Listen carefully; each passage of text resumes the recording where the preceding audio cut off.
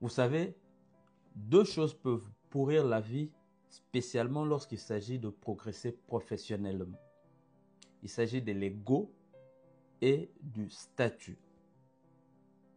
Vos supérieurs, les personnes au pouvoir, que ce soit les patrons, les mentors, les dirigeants, les présidents, le roi, ont souvent des égos très fragiles.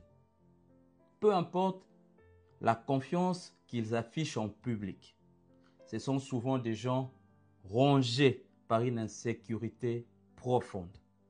Alors, lorsqu'un subalterne, une personne en dessous d'eux, brille trop fort, cela devient une menace.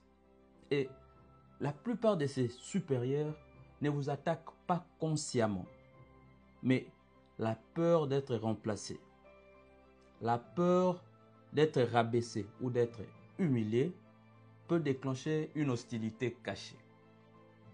Vous pouvez avoir raison ou être le meilleur, mais cela ne vous sauvera pas. Parce que le pouvoir ne suit pas la logique, il suit la perception. Robert Greene en parle dans son livre « Les 48 lois du pouvoir ». Et c'est la loi numéro 1. Ne jamais éclipser le maître. Si vous rendez vos supérieurs anxieux, menacés ou inférieurs, ils chercheront à vous nuire. Souvent, subtilement, mais parfois brutalement. Alors, faites toujours en sorte que ceux qui sont au-dessus de vous se sentent confortablement supérieurs. Ici, je ne vous demande pas de cacher vos talents, mais de savoir comment et quand les exprimer. Comme un acteur habile, vous devrez lire votre entourage et savoir qui détient les clés du pouvoir émotionnel et choisir quand vous mettre en retrait. Si vos supérieurs se sentent admirés et non menacés, vous deviendrez indispensable plutôt que éliminable. Beaucoup d'entre nous pensons que nous devons être récompensés en exhibant notre excellence brute. C'est un mythe. Dans le monde du pouvoir, ce qui est récompensé, c'est la loyauté, l'humilité stratégique et l'intelligence émotionnelle. Être trop bon peut vous faire passer pour une menace, mais être bon et loyal vous rend précieux. Deux applications stratégiques de cette loi. La première, c'est celle de laisser votre autorité, votre supérieur parler en premier. Même si vous avez la bonne réponse, laissez votre supérieur parler en premier et rebondissez sur ses idées.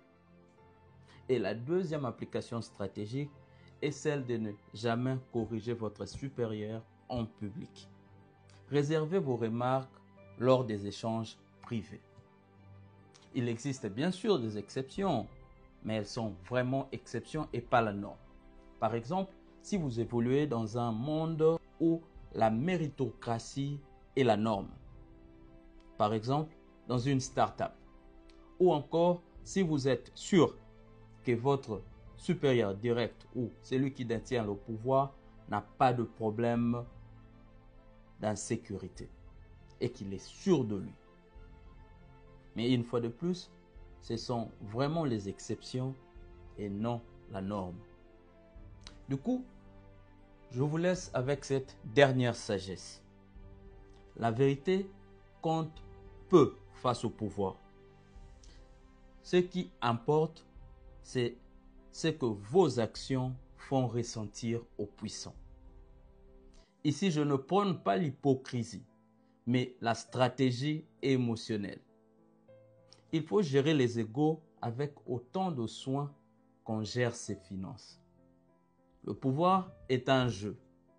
Et dans ces jeux, la lumière peut vous brûler si vous y entrez trop tôt. C'est tout pour moi aujourd'hui et merci d'avoir suivi ce numéro de la Minute Arthur. Si vous avez aimé, laissez un like. Si vous n'êtes pas encore abonné sur notre chaîne YouTube, please, faites-le. Peace. I'm out.